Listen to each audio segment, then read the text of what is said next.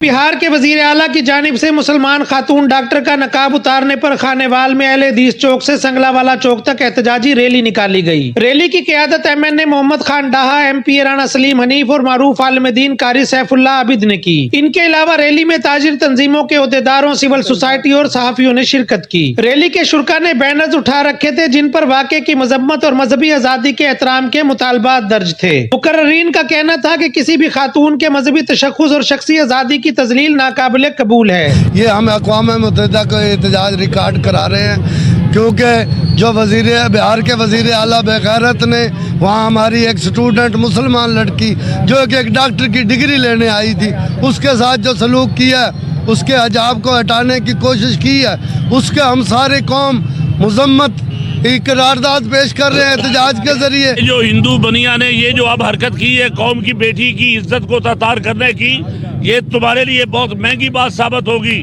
کیونکہ یہ پردہ اسلام کے شاعر عزت اور وقار کا نام ہے۔